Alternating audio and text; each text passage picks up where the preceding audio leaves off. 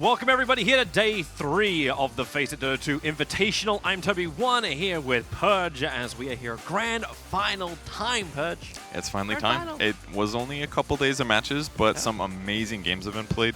There's maybe been one big stomp, and that's about it. Everything else has been close. We got new meta. There was a patch yesterday. We saw some development. Can't wait to see what's changed between yesterday and today. Yep. And the change of format. We got a best of 3 coming for the grand finals. That's right. We thought we'd actually push you through more than just a best of 1 and give you a full best of 3 for the grand final. And not bad prize money up for grabs as well. 10,000 going to the first place, 7,000 for the second place. But of course, it's the honor of winning the first really big FACEIT competition. And it's been a good one, and we really appreciate it, of course. And I'm sure the teams do as well. Few games to win money, and especially I think the fact that a tournament was able to exist instantly and give exposure to the teams, and most importantly, let them show whether or not they deserve a major invite, because those are coming soon. Yeah, that's the big critical thing, because Boston not too far away. Can't wait to see what's going to happen with that. Of course, we are going to show the bracket as we have gone through this tournament over the last 3 days. We kicked off with Vega performing well their run to the finals. First going through Ad Finum and then triumphing over Liquid, who had a closer game with Alliance after a bit of a rocky start with them. And over onto the other side of the bracket, Team Secret are the ones who got all the way to the grand final. First taking out Escape without breaking a sweat. And Team Empire, well, there's a little bit more sweating against them because Empire were the ones that took out OG with the wonderfully balanced Omni Knight Juggernaut push. And Secret definitely deserved to win that game. They got crushed pretty hard at the 10 to 14 minute mark or so, but you know, eventually they built very smart items. They had super solid plays, and Empire just dropped the ball a little bit, which I'm sure they're kicking themselves for. They would have loved to get a major invite or have a better chance of getting into the major for free. It's another CIS team that maybe not the same players always, but has been another organization that just has had so much trouble with getting to that over that hurdle and getting to a major. So, well, for those people who did miss the games from yesterday, luckily for you, we've got ourselves a bit of a highlight reel for you, so you can watch these games again. So previously on the FACEIT Dota 2 Invitational. You should let me do that. The deeper voice. Yeah, you really did. Previously on the FACEIT Invitational. All right. You can't screw out the title. That was pretty close.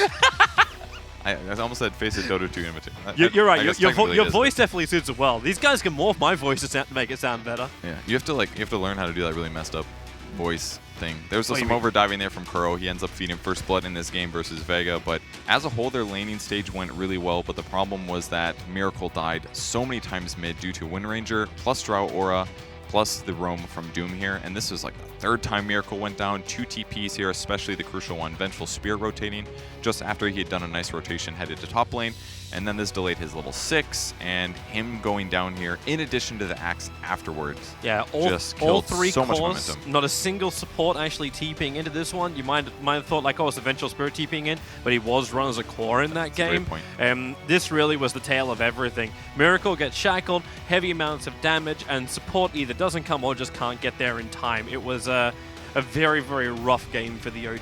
Yeah, it was a rough game for a lot of their players. I mean, they had a crucial fight here where they swung around from the backside, but they just didn't have the same damage output that the Radiant team had due to Drow Aura and all these right clicks. So even the OD and the Skywrath Mage here, if Sky was 6, maybe this could work, but their early game just went a little too weak, including for Miracle, as you could see how fast he died. Yeah, that was the first one where we thought, hey, maybe Miracle's going to have a really big presence in this engagement, but it was still a level 1 orb at that point. He still didn't have Eclipse. There was just no momentum on the Liquid lineup, and Vega, like, they made the most of it. There was a couple of rough moments, like this moment when they lost Iceberg. You think, okay, now maybe Liquid has a chance, but then you just see what FN can do from the tree lines. That Dro was hitting so hard. With amp damage, yeah. It just does a huge impact. So even though they had a pretty good fight here, they had an Aegis trade, Doom was wasted. It looked good, but this is where Liquid's games started getting harder. Even if they would win a fight, it was difficult for them to commit and catch the follow-up. So again, Mind Control dying back. They were able to get the Witch Doctor out of this, but ideally you want the cores. They got a Wind Ranger and 2 supports there. And this is kind of like the icing on the cake. After Sigma picked up that Aghanim Scepter for the Witch Doctor, the Death Ward did way too much, and Liquid, there's just no way they... Like, even TobiWan managed to finish up his Aghanim Scepter. You thought with the second VS there would be a chance. The 10-second swaps, we were looking to see Liquid try and win out on positioning, but it wasn't enough, and Vega secured themselves that first grand final slot. And now we see how Team Secret did it, with mid-1 really being the name on everyone's lips at the start of this game. Yeah, he got so many Omni Slashes. He had a great laning stage, got way more last hits than G on the PA, and as you can see, consistently Omni kills. Secret across most of their lanes did fairly well, but they didn't get that many kills in their tri lane, and that translated to some huge issues in the mid game here. Juggernaut finally going down, and Lashback as a whole completely under-leveled, under-farmed the entire game. Yeah. This is a crucial fight, though. Empire had massive advantage at this point, but with the Slaughter getting stunned here and the Axe Initiation being wasted, this was the first fight that Secret finally got to get a lot of pressure in. Yeah, and the big player in this one was also Forev. You'll see it just in a moment where PA blinks over, and all of a sudden Forev is just waiting. Yep. And he was 1v3ing to that point, and then just picked up the PA as like the icing. Able to kill the Warlock as well. He wasn't able to finish off the PA, but 4 kills there, almost 5, and eventually Secret got tanky enough where the Timbersaw just sat in the front. He's got Aether Lens, he's got Shiva's Guard, he's got a Blade Mail on top of that. So forces his opponents to go on him, and then the rest of his allies can back him up. It's probably like the dream scenario for any kind of Juggernaut player where you get to choose exactly when you initiate in, and it's after like controllability is already thrown out the window. Yeah, it doesn't have to be you that actually hits the building and has a chance getting initiated on. Timber's so much better at that. He has escape, he has far more survivability, and worst case, even if you do die, you usually have BOTs and Bloodstone to respawn faster. So Secret does end up pulling out the win in this game. They get a lot of really crucial kills, and they absolutely deserve the game. When Empire had this, they threw it away mid-game with some bad item choices and maybe a bit inefficient play. Not enough tower pushing. Could have been maybe a different draft, but I think items could have solved that issue. Well, let's see how we're going to go with the grand final. Before we get there, though, there is a chance for you to get some free stuff yourself, or potentially just play to win it up. If you go to FACEIT.com, compete in their tournaments. Of course, they do a whole bunch of different games, but the biggest thing they're giving away right now is Boston Major Battle Passes. So if you want to get them, they're valued around $7 a piece, but all you got to do is just win a couple of games or play a couple of games, get some credits, and you can buy them in the FACEIT store. There's other stuff if you don't want that. You can actually get any Arcana. I believe they're all available in the store, as well as the Dragon Claw. And if you don't want that, it's also team jerseys or hardware or a whole bunch of stuff. So big thanks to FACEIT as well for putting this competition on. So go over there and use their stuff. Yeah, sign up for the tournaments. If you guys want some competitive experience, grab a 5-stack, make friends with people, and just play the games. You'll learn a lot just from playing competitive atmosphere stuff. Yep. Well, let's get to the game. Let's learn from the best. Team Secret versus Vega. We start game number 1 of this best-of-3 grand final. And FNG going up against Puppy. Both have captained Team Secret, captained Na'Vi for a while. That's true. Former brand players. I mean, there's so much cross-pollination between a lot of the players, actually. Especially with some of the Secret roster. It's kind of interesting to see how that all flows through, but excited with the new roster. I really have a lot of faith in MP and Forev. We used to play against them in Korea all the time. Definitely recognize their talent right away. And Pylai has been proving himself for years, and Mid-One's a little newer, but based on his performances the last couple weeks on Secret, he clearly has top-tier mechanical skill. I really think that the Secret can do really good things. This seems to be a standard opening and now up against Team Secret. I say standard after we've watched it happen in 2 games in a row. Yeah. But it happened when Empire played up against Secret, now Vega doing the same thing. That first ban on the Bounty Hunter, and they're actually going to prioritize the Nyx ban in the first phase. So 2 Invis heroes they're removing already from the pool. Yeah, heroes that can set up kills. So I would guess, because Vega's on Radiant, that may mean that they are either going to they probably won't passive farm. Because if you passive farm too much on Radiant, that usually gives Dire the Roche advantage. So, but it would spot ganks a little. That could be the reason that they're focusing on these Invis heroes. Yeah, and Drow Ranger, that's basically it. If you have Invis heroes, Drow's a little punished by those in the early mid game, especially if you get behind, you get crushed. So if Vega can just either have a good laning stage or an okay laning stage, they can get to that power window of the 8 to 20 minute mark where Drow is just really strong, makes their team really strong. I'm wondering how they approach it this time, because before we saw Liquid pick up the VS in the first phase, they tried to almost like block pick up the Drow Ranger a little bit. They also took the OD in that phase, but he was banned in this game. So PA is going to be the first one from Secret. Great solution. You gap close, Drow Ranger can't get away from you, and you reduce her agility by being in melee range, and you have evasion. It's everything that you want against a hero like Drow Ranger. Unless she silences you from range, and everybody else on your team kills you. So, I mean, but Vlad's alone makes a huge difference. The Vlad's build is, obviously we only see one hero, but it's perfect here, 4 armored everybody on your team, more bonus damage, lifesteal to offset all the extra damage that you're taking. It's everything you need in a teamfight hero. So I would love high mobility heroes, gap closers, that kind of thing is exactly what Secret needs to draft to counter most Drow strats. Yeah, and they've got to keep Drow Ranger down, because if she does get anywhere near like that, something like a Hurricane Pike, the Phantom Assassin loses a large portion of that advantage. Just pushed away and the Drow can keep you at bay. Yeah, and there's ways to play around it, obviously, and even then, Hurricane Pike alone isn't a massive damage item. Ooh, okay. Hello. Now that we're back in the best of threes, we're going to see some weird stuff. No more consistency. Screw that, guys. So who takes it for Team Secret? We asked the question. It's obviously going to be a 4-position punch.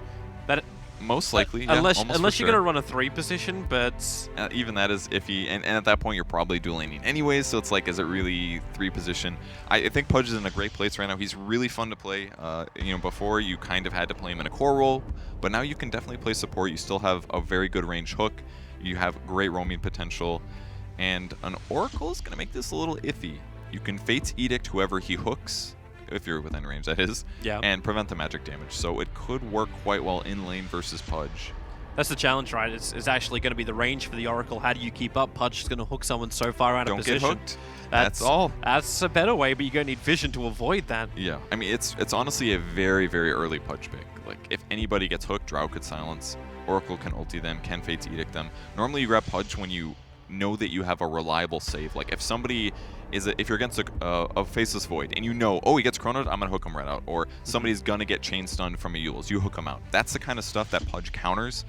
Arguably, it's a gap closer because you're pulling Drow out of position, but it's still unreliable. And at some point, Drow will get something like a Manta and make it even harder to hook. So I'm excited to see the Pudge. I think it was a very big gamble, though. Yeah, it seems like this is also one of these things. I don't want to say I'm going to go from the Book of Swindles, or Puppy is going from the Book of Swindles, but you like to go for a bit of a odd pick in the early phase just to throw your opponent off. So you don't know exactly what the draft's going to do. It makes you think more, makes you burn your extra time.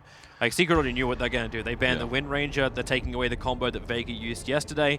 The IO ban's pretty standard now in the second phase, especially with a PA and a Pudge, 2 melee heroes that could really benefit from extra survivability, gap close, chase, that kind of thing. It's a very common thing that MVP Phoenix did at TI, actually, just high mobility heroes that can constantly fight and outplay their opponents. And I'm sure that pieces of that could be what Secret are looking for. So I like the IO ban. With that said, about the early Pudge pick to throw your opponents off, I don't think Vega's phased by this at all here. Oracle Drow. Super standard. It makes up for Oracle's weaker damage, more expensive mana cost. Oracle should do better in lane than normal. It just comes down to the snowball a little bit, and I think, based on the hero picks right now, at least, Vega, if they just get through that kind of scary laning stage, they should be able to stomp mid-game. You know, what would make this actually perfect is Team Secret showing Wings how it was done. Pick the techies with the Pudge. Run the techies Pudge dual off lane with a PA safe lane. Okay, but let the dream be a reality, Purge. But when you pick Drow, you know you're going to get a lot of range heroes, and then it's just like techies is already not the best idea. Yeah. Just, if they get a gem, or they don't even need a Quelling Blade, just one gem in your set, pretty much. So that was always going to be a gamble. I would say even tiny techies might be better than the Pudge techies, that's for sure.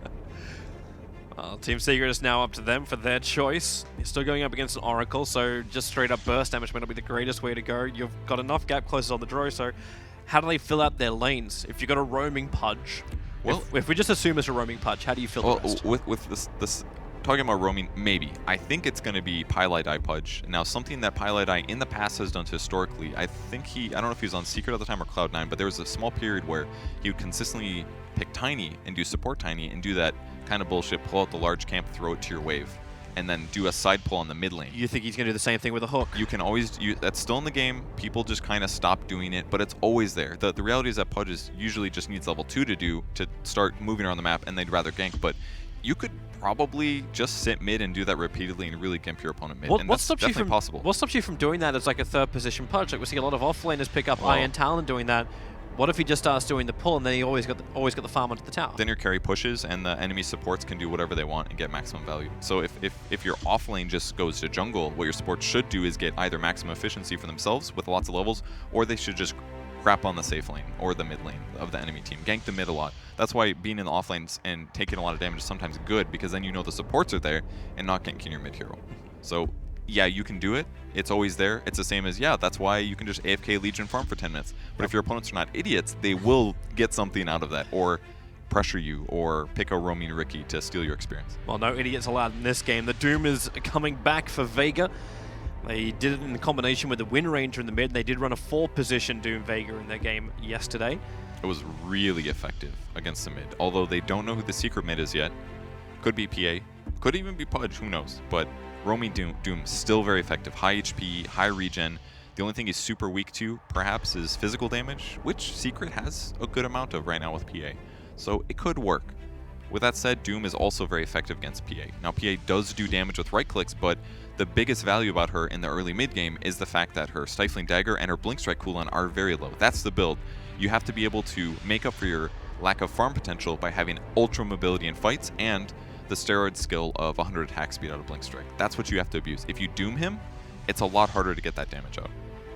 Timber will now be our next call we see up for Team Secret, combining up with the PA. So a lot of melee against potential, it's potential kiting. Like the Doom can just hold the Timbersaw in place, but even then, like you've got that silence, then you've got the draw silence. If she levels up Gust a lot, Timber's gonna have a lot of issues. Yeah, I kind of agree. If there could be a situation, again, same thing as we talked about yesterday, where you don't hit that armor item after HP fast enough, and I can definitely envision Timbersaw just getting blown up by just Oracle and Drow Ranger alone. Heavy nuke damage, heavy physical damage, plus silences.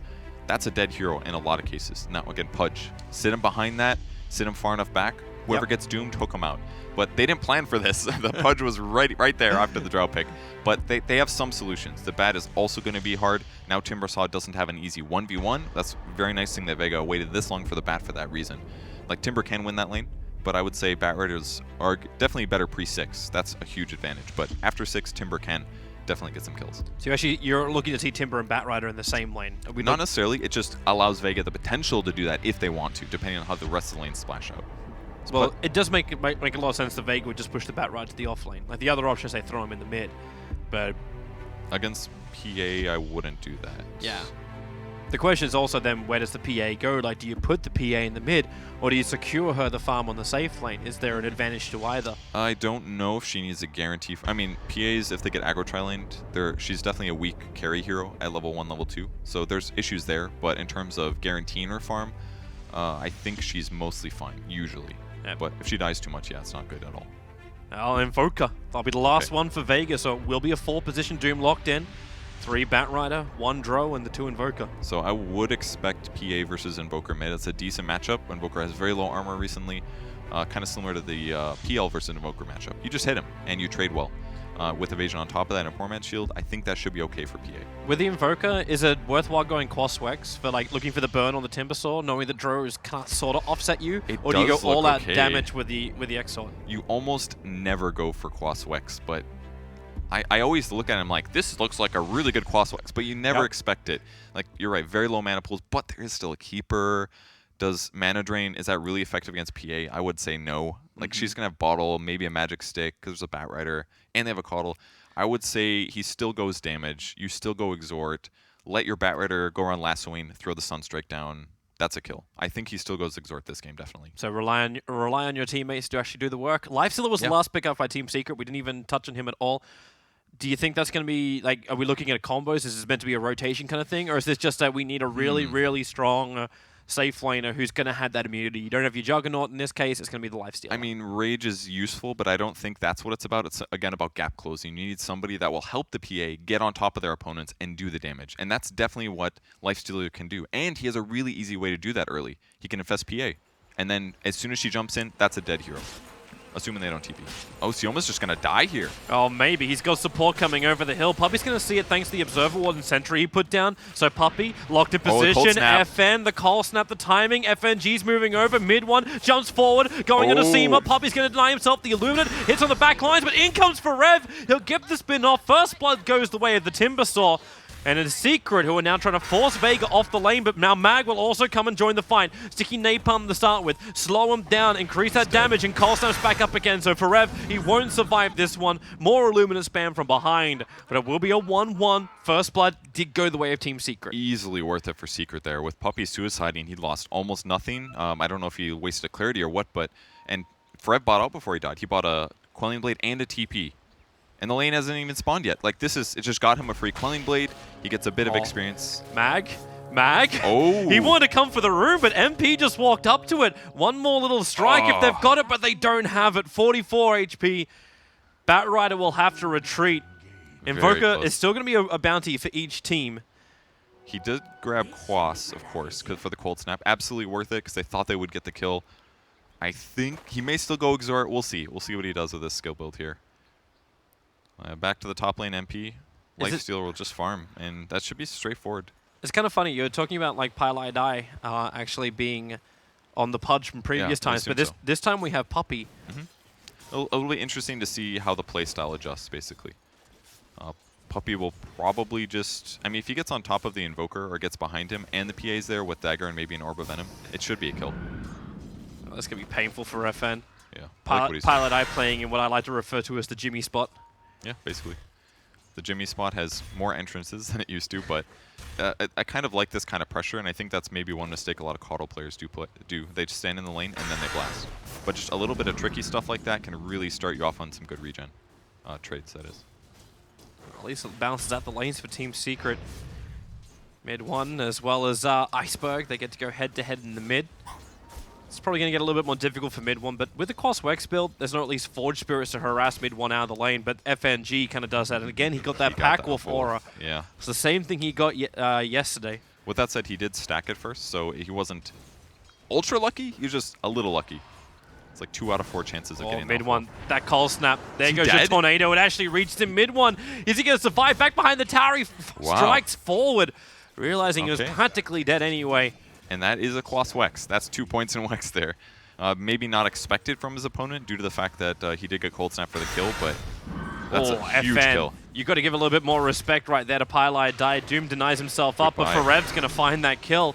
Pylai Dai has been hitting these Illuminates time and time again. Just lets Forev do a little bit more work as Seema. He's still got the tower for protection. This is actually a really good dual lane because the Chakra Magic reduces the cooldown of one of his skills. Whirling Death is 6 seconds. That means he could Whirling Death, wait like 3 or 4 seconds, and then Whirling Death again. Especially if you have trees in that, that's 200 pure damage in the early game. Just for 1 skill point. That's amazing. He might die though. He'll be okay. Luckily for him, they don't really have enough slow yet. The Drow Ranger control with her movement, like unless she's got boots as well as level 2 arrows, she's probably not able to keep that that control slow on the Timbersaw. MP's having some trouble top 2. He's getting zoned quite heavily by Mag.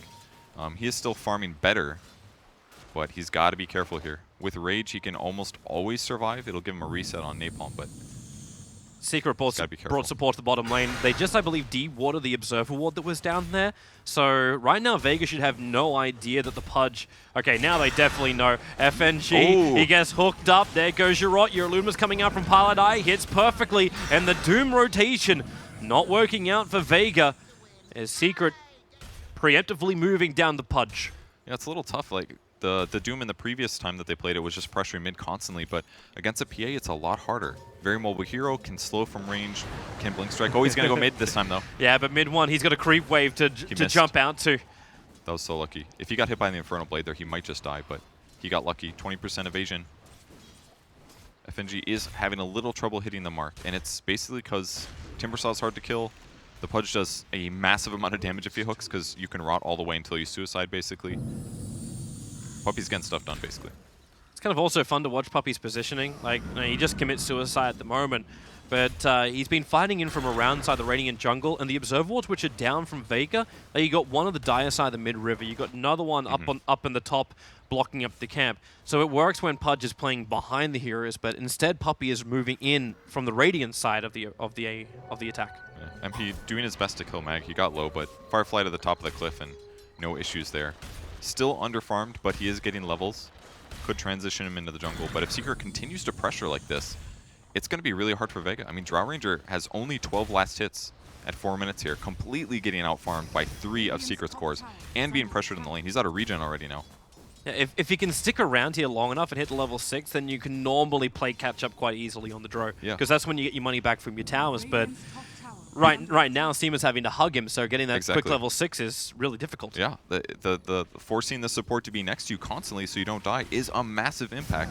that this dual lane accomplishes. So Secret's farming better, and it's delaying the Drow 6. And that means that Iceberg on the mid lane has less damage than you normally expect just because the precision aura doesn't get as leveled up. Iceberg in the mid lane might also have a couple of other problems. The fact that Puppey is rotating over. This is nighttime, so we can get this close without Iceberg seeing him. And now, okay, Puppey makes it a little bit more obvious. Yeah. And goes for a semi-blind hook. But bottom lane, Pylai die. Well, FNG, the chase is on. They get the ghast off, but the nuke is there. Pylai will drop. Thanks to Seema. Rev looking for the revenge! Oh. It's so hard!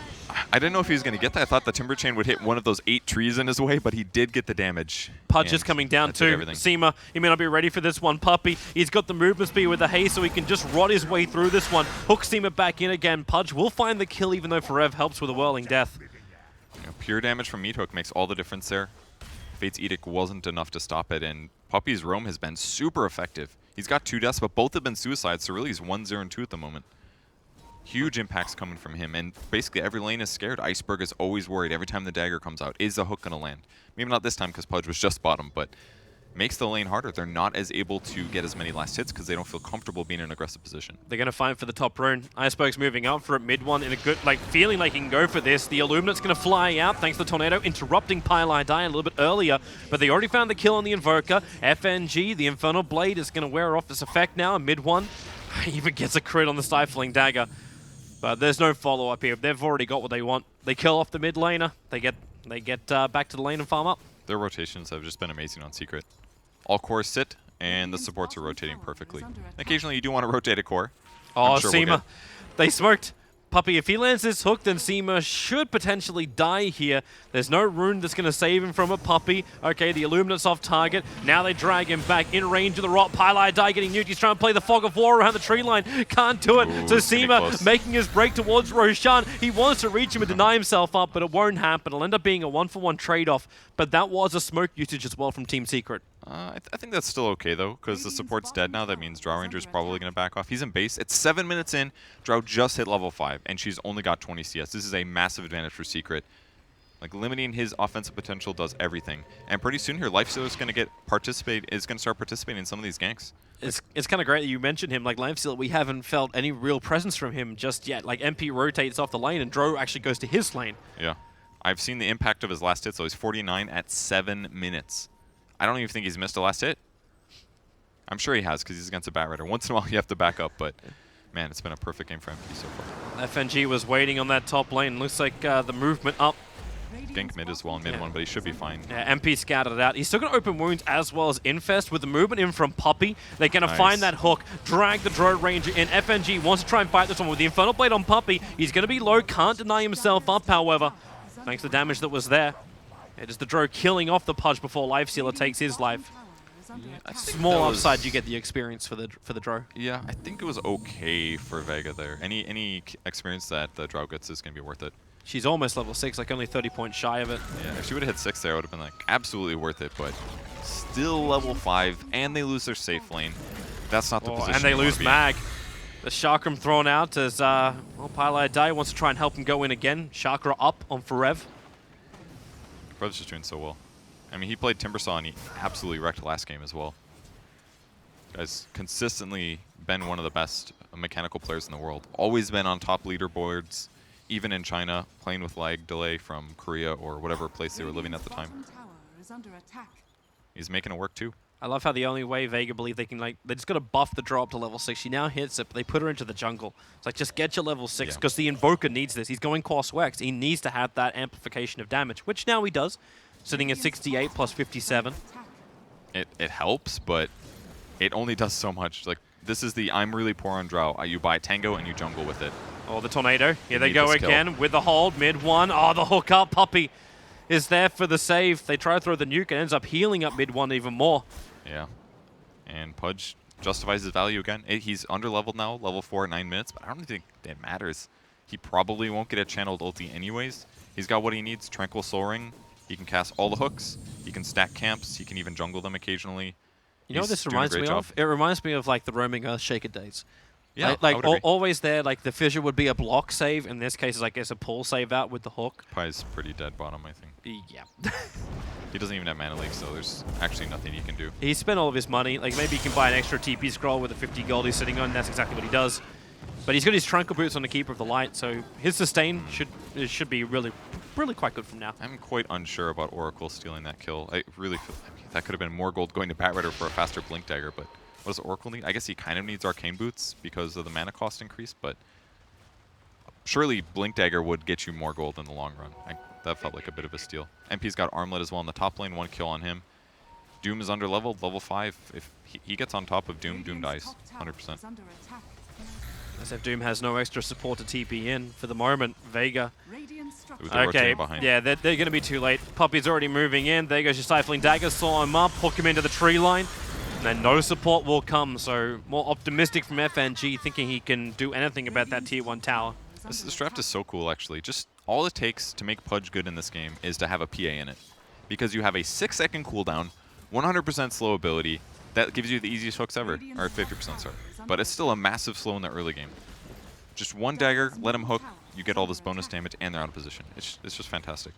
It's kind of funny, like it was semi nerfed, but I haven't really seen a situation yet, like yesterday or today, where the range of Stifling Dagger has been a problem. That's because it's only for like level 1, level 2, basically, that the range is bad.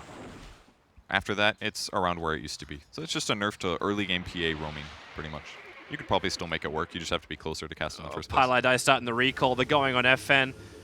And who's going to be in range for it? Who's actually coming in? Of course, it's mid one. The easy jump forward. You're going to go for the gust back.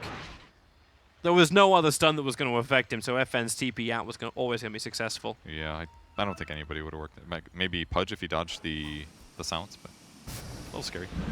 It's kind of funny, like when you look at it from Team Secret, like the heavy lack of stuns that arrive. Like obviously they got huge amounts of damage, but until you got that dismember, that's kind of it, right? Yeah, but that's okay. You don't always need stuns to win games. It just helps in certain circumstances. Sioma's in trouble. He's gonna have to ulti himself, I think. That Illuminate's coming in. Is he gonna use it? He'll save it. It's just not worth it. He was gonna die no matter what. He wanted to wait. If Open Wounds came out too early, he could cast it and probably get away, but he held it. MP was smart about that. Easy kill. So a 12-minute Bloodstone onto Forev. That's really fast. You know that armor window we were talking about? He's going to be fine, guys. The one we had yesterday where I was like, oh, I gotta get 2 plate melons just to try and balance this out. FNG. Well, with no Infest pop, it's not enough damage to find the kill, but it won't matter. Forev has got his, he's got his chakram up in right now, and the damage is more than enough. There goes your first chain. Up to Mag, has to play the hillside out, turns around, FN's moving over, Gust is available, but MP already into the rage. They're trying to go on for Rev, but FN, he came too close to MP, loses the advantage. The last two doesn't do anything, and Timbersaw now gets a double kill. Puppy will arrive, the EMP will burn off almost all of the mana of Team Secret. Forev, the only one not affected, but it won't matter when the physical damage is still there from the PA. And now the Timber chaining forward, you got mid one chasing Iceberg, a triple kill for Forev. Are you gonna give him the quad as Iceberg into the tree lines? Where's that chakra? They're actually letting him go. No, Puppy. I mean, Pylai Die, too used to Puppy playing the Coddle, will take that kill. And Team Secret, they're starting to rampage through this game. I mean, the base level of this game is that Forev hasn't missed a single Timbersaw skill in like the last 3 engagements. Every skill he throws, he gets a kill. It's never dodged. And that just makes a massive impact. Drow tries to show up, they kill her as well. And then their synergy just comes together. Like, Chakra Magic on any of their heroes is amazing. Dagger plus Hook is amazing. They have so many solutions to any issue that Vega throws at them. And they're far behind. And Forev just keeps going for more. If Vega are far behind, then this Timbersaw's can become more and more effective. 17 Bloodstone charge is probably going to be a lot higher by the end of this game. Yeah. You know what we're going to also see too? Chakra Magic on PA double Dagger. Oh. We're going to see people just die. Be like, Dagger, Dagger. Dead. Once he gets his Deso, he's very close. I wonder what the RNG is going to be like with the crit too. Well, that would be really sad. It's 50% chance to land a crit, so you're usually not going to get 1 crit, but that doubles your chance with a normal dagger. So You could go some kind of cheese build with this if you really wanted to, like even like Deso Rapey or something. At this point with Secret, because you've obviously got the Lifestealer, is it worthwhile just going in for Roshan? Or should you finish like off the tier 1 tower first? Or like, you don't want to give Vega the opportunity to counter you? I think just killing heroes is so much easier. You're so far ahead. You've got more than enough physical damage. You don't have to cheese this. Don't give them an opportunity to fight you when Roche is low and you've lost half your HP by getting hit by Roche. It's just not worth it. Oh, Mag doesn't see him coming. Pylai just got to put the ward on the hillside. Their smoke did break. And now they put an observe ward. Actually, not on the hill. They put it a little bit further down. They've got the Lifestealer infested inside of mid 1. Looks like Pylai just has to go back to defend the tier 1 tower. Secret haven't found what they're looking for with this smoke. Yeah, and if nobody defends the tower, it's obvious that they're smoked. So that's why Pylai had to go back. But he was a little too late. If they had the ward down a bit faster, maybe Pylai with the observers instead of Puppey, they could have gotten the kill. But they haven't lost that much. It's one smoke. They're going to see all of Vega top, and that's exactly when they start Roshing. Unless they really want to fight, but they're kind of out of position. If they could take Roche right now and get mid tier 1 or pressure both lanes. They're actually in a position where, yeah, they can pressure both the tier 1 tower mid as well as the tier 2. They smoke up next to the tier 1 tower. So this is a rotation. The Lifestealer is still inside of mid 1, so he'll have double infest. They're recalling Timber too. This is a pretty good idea. I kind of wish they would just pressure mid and bottom, but I guess giving a trade to a team that's losing bad is iffy. But the tower's dead already. Like, they're going to be there late. I think they just want the fight anyway. If they got the confidence and they can get the initiation, they won't really care. Sentry War's down, mid 1's running in. The hook blind from Puppey doesn't find the mark. Still that infest damage. They get the last 2 and they hold MP in position, but the rage protects him. He can move over to Seema. Forev so low, they want that kill, but the heal is now actually helping Forev. And he gets pulled back. Actually, where the hell did he end up going? It's an instant respawn. That's what happened. He died and the Bloodstone brought him up. It's because he got it so fast. Yes. He got it so fast that it's like, it wasn't even like he had a lot of Bloodstone charges. It was just so early that his typical respawn was like 30 seconds. Instantly up. He gets a plate mail now. That'll make all the difference there. He did look a little squishy, but silences tons of right clicks and magic damage. That's all he needs. Plate mail, cloak. That puts Timber in his safe zone. So it kind of worked. They did lose some heroes, but I think ultimately that was fine for Secret to accomplish. They lose the tower, but again, killing Vega heroes. If they can still also get a tower in return, like MP's already beaten down this tier 1 tower. But Vega have moved into position to try and hold this off. There was no lasso, by the way. They did use it in the last fight, and they still get the tower. Late Fortify actually cost them so much. Dro tried at the blinding light, pushed FN so far forward. And Forev now is looking for a secondary target. Mag is on the run here. They need to get that Hawk too far off target from Puppey. And looks like they're bringing in mid 1. They need to have your Stifling Dagger. They need to have the slow and then the jump in damage. And Mag will end up dying, still so far away from his Blink Dagger. They just can't dictate the terms of the fight. Yeah. They don't have the initiation. And they're out. The mobility on Secret is far better as well. They get to choose when they initiate. They can't blink in on Batrider because he went drums first. And I don't even know if Blink would have been better. In most cases, he's going to be the one that gets gone on, and he needs the HP and the movement speed to help out. Well, looks like Team Secret, they are going to stop on Roshan. Pylai can easily hold the mid lane out while Timber pushes the bottom. Just really straightforward Roche. Lots of damage from Lifestealer. They can open wounds. Roche as well to heal from this if they want. All it takes is 2. And in the meantime, 2 heroes farming, 1 hero in position for help if needed. How do you even apply damage to Forev now? Like, it's almost like the Oracle nukes are the only things they've got to really work with. Because get the plate mail on, Dro Ranger doesn't have enough items to justify saying, hey, she's going to actually hit hard. And this Invoker is still, like, he doesn't have a main item. He's got a Hand of Midas. Yeah, and he had to buy that as well. And that's one of the issues with Quaswex. You get the Midas slower than you would on Exhort.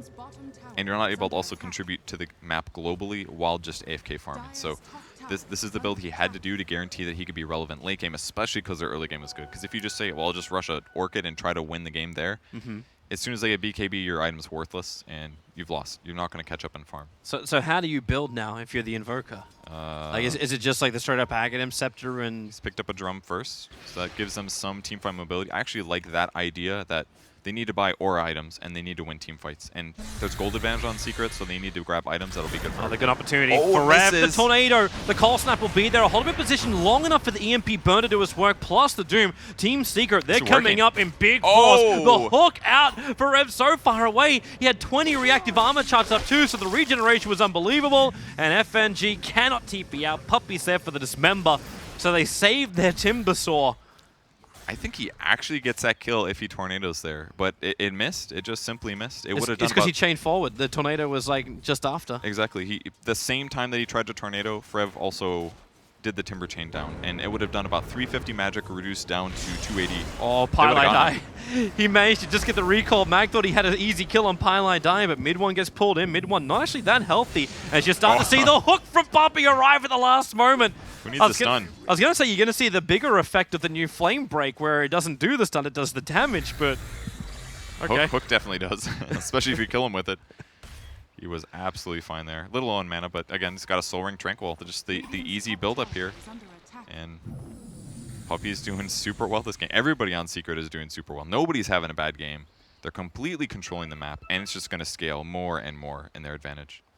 Vega need to get some kind of lucky pick off. Right now, the hook is the Observer Ward, which Iceberg has up on that hillside. It's about to time out. And Puppy, well, in the last seconds of the ward, literally 12 seconds, he's going to get the 100 gold from it. Basher on FNG top, he's definitely dead.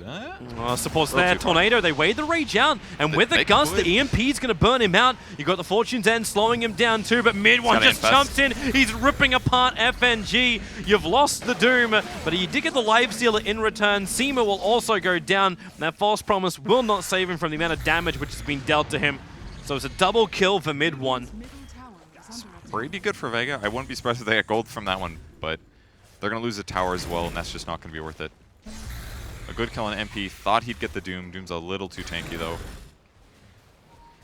It's just more and more map pressure.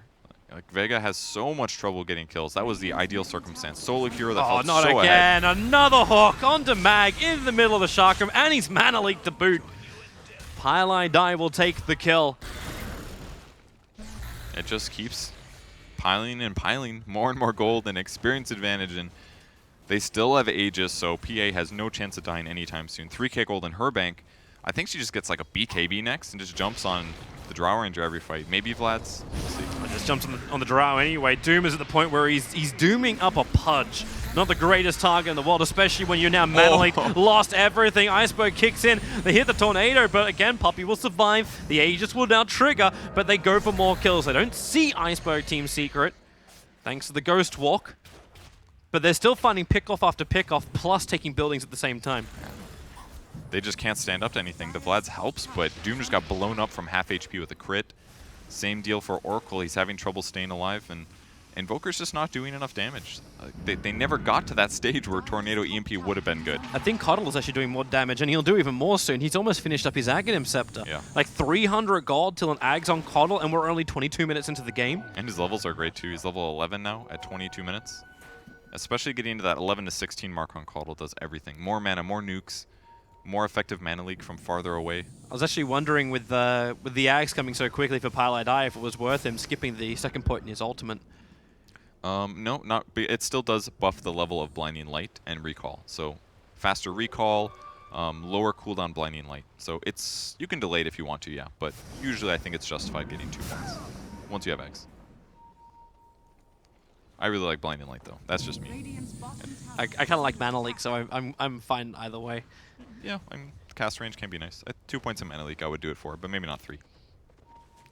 Looks like Vega are grouping up on the top lane. Got an Observer Ward watching around their own Ancients. That's their safe zone basically. The jungle is not theirs. That is controlled by Secret. That's for sure. So this at least gives them an ancient camp and a large camp. I wonder if this movement is also so secret. Like, you know, Secret are going to take your tier 2 tower on bottom lane. If you push fast enough, do you get any level of trade? Well, or they can maybe bait Doom and turn things around. There's a small chance. Well, Secret's coming. They can bring back people very quickly, not just like the TPs. It's the recall from Pylai the hook. Puppy gonna hit the mark with a blinding light and mana leak. Already FNG down to half his mana. Mid one jumps in the fresh BKB, jumping on the Drow. They use the false promise, and already Vega. They're starting to TP out. The Drow is out to safety, but the hook pulling back FNG into the waiting arms of MP and Puppy. Iceberg on the run. Where is that Ghost Walk? Where is anything? His Invoke was on cooldown. So that's almost a minute without the Invoker. The Doom down for 30 seconds. So Team Secret have an opening to either just take that tier 2 tower on top or maybe go for more. Yeah, again, more kills for free. They even get there late and it still works out. And that's the power of Pudge. All it takes is one hook and they're forced to fight. Doom completely out of position. He didn't even get to use his ultimate. He ran out of mana there. There's a Lotus Orb over on the Timber now. Just Like, typical for items and a hood Yeah. and a boots of travel. so your magical damage doesn't do enough. You're protecting yourself in case Batrider's even considering lassoing. You get silenced and it doesn't matter because then you can remove it with Lotus. So Gus doesn't have this effect. And the same goes for his allies too. It doesn't have to be And just on Mag him. may be dead. That Firefly's wearing off. He won't get down the hillside in time. Mid one will jump forward, and Lifestealer knows how much this one is in the bag. If he has to, okay, he'll jump out. He didn't have to do that. That was a kill. MP had a really good ride going for him there. He could just be lazy, but he's like, oh god, you guys are useless. I have to kill you? If you want something done right, do it yourself. Just pop out and AoE. That's how you solve problems. Blink Dagger Ether Lens over on Puppey. Like, the amount of money, like, what is even the advantage? Like, we're 25 minutes in right now. Net worth is stretched over 21 to almost 22,000 in favor of Team Secret. I thought this game, I mean, it's only one game. Yeah, it's a best of 3. It's a best of 3. But Secret is owning right now. They're actually completely owning. They're making almost no mistakes. Their draft has been impeccable. Their rotations have been impeccable. But you Their do wonder, like, itemization- what could Vega even do about it? Because the Batrider didn't get the early Blink Dagger, do they have any other real options? Early engagements had to go a little bit better. That would have helped, but it's tough. Oh, the hook again. This time it's over on FN. The Blinding Light pushing him back. False promise. They need more heals onto FN. He starts his TP out, but the Dismember cancels the TP. So Oracle will die trying to save the Drow Ranger, who still inevitably dies. This is the high That's a ground game. time. Not looking good. I think one thing that Vega definitely could have done differently, I think the Doom was very ineffective against PA, and the PA was already picked when they picked Doom. They thought that they could get some advantage there, and maybe they should have been able to with Quaswex, Invoker, and a Doom roam, but the problem was that there was so much pressure on the safe lane, the Drow Ranger got no farmed, it forced Doom to be there, and then in a tri-lane situation, Doom is not nearly as effective. So just by having a really strong tri-lane and a hero like Pudge, it completely threw Vega off, and the hero that they picked became less effective. So that was the really smart thing about what Secret did. They made the Doom useless. And all the other heroes on Vega played about to what they could, but they needed that 5-position hero to be more effective in the laning stage. Did I actually just see 55 armor on Forev? I wouldn't Was be actually surprised. when his reactive armor was up, combining up with the double plate melts he got in his items. Yeah, it is play mail number 2, so not too surprising here. We'll be Shivas afterwards, so basically countering so much attack speed. Oh, they should jump forward, FNG. Well, they try and save him, getting the initiation. They at least get the Doom on mid one, but when Invoker taken out of the play, Blinding Light makes it almost impossible for Vega to actually hit their targets, but MP going down, FN, he does the damage. They find the Lifestealer, now Secret, in too deep, in the middle of the Firefly. Mag 4-staffed out, now Puppey will die. These are huge amounts of money going the way of Vega, and Team Secret may be a little overzealous. It basically worked out because the one guy they went on was Doom, but because of Scorched Earth, it gave him double the heal rather than just a regular typical Oracle stuff. So he got massive amounts of survivability there. He's getting 80 HP per second from Scorched Earth during the Oracle ulti. Stays alive. FN still wants this kill if he can get it. Forev in the cover of his Lotus Orb. Moving forward, that Stifling Dagger, no crit, but the Chakrams, the double slow they have. Not doing enough work. They're slowing it, but killing Forev is almost impossible. Invoker and Doom are back up again. The TP's coming to the front lines. That's Invoker TPing inside the base, 4-staff down. He needs this Tornado Connect. It will. Sends Forev up and towards the air. Stifling Dagger, slowing him down, but the Cold Snap Forev couldn't actually connect on the Timber Chain. Mag on the front lines. Mid one looking for an opening. That Illumina hits hard from Pile Die. They're still not hitting their marks because Forev is just so damn tanky. They can't find the kill. Puppey hooking back in FN. FN able to get that distance back into the base, but Forev, he's chasing them in. FNG almost killing off Pilot Eye in the backlines. So the Coddle will survive, but the problem is inside the Radiant base. Mag will drop. Forever mid one just combining up, and there it is. Finally the call will come. GG. Team Secret. 36 kills out of the 28 minutes go towards them. Only 10 in return from Vega. Just amazing how much they controlled that game. And to mark it off, they started with a Pudge pick. It was their second pick. They went PA Pudge. They knew that it could mess up the lanes, that Puppey could get effective roam going, and that's absolutely what happened. Again, the forcing the Doom to not pressure mid, but instead have to tri-lane completely changes everything. Because you want to play Doom kind of similar to how a Bounty Hunter works. You go mid against a hero that can't trade right clicks and has to just walk away, and that's where Doom gets value. But if he goes to the safe lane, then it's 3v3, and his right click is like, well, why wouldn't I just have an invis hero that could show up here unpredictably and then do the same thing that Doom is about to do? So Doom didn't have the impact. It's what we want to see. Unique, different kind of combinations coming out from Team Secret. Let's actually have a quick look at the stats from the game as well, as it really was a bit of a one-sided affair. Yeah, the damage done across the board on Secret side was amazing. 9k by Pudge, 9k by Pile Die. That's two heroes that normally have good damage outputs, but not amazing. And then all of the cores, amazing GPMs coming out of everyone on Secret. Yeah, these graphs as well are going to show one hell of a story. Like, it's the net worth that just goes up and up and up. There's never even really a bump for Team Secret. You never really had a big problem. At the last moment when they jumped inside the base, they lost 2 core heroes. It was a bit of a problem, but you're still taking out buildings, you're still getting income, and you're still claiming objectives. Yeah, and it was amazing actually that Iceberg was able to match mid one in the early game, but at some point it just got too hard. Once there's that many kills, the game is over, and really you saw the weakness of Quaswex that game. If you're behind, it looked completely useless. That surely Exort would have been better. Sunstrikes, but pushing he lanes with seemed Forge crippled. Spirits. Like, he was probably expecting FN to have a lot better time in the lane. Yeah, he was expecting FNG to basically be able to zone, and then he would accelerate, and then they would take some really strong mid-game team fights. But the laning from Secret was so well played by mainly Puppy and Pile Die that the same kind of expectations, they just didn't happen. Just really good play. Lifestealer, yeah, amazing last hitting. They just consistently had control of this game. They had made some small mistakes. They had some small losses, but very, very little. And I'm looking forward to seeing how game number 2 is going to go on. We'll have a quick look back at game number 1 if you did miss it and you've only just tuned in. Welcome. We'll have, in fact, here it is right now. One of the early engagements here.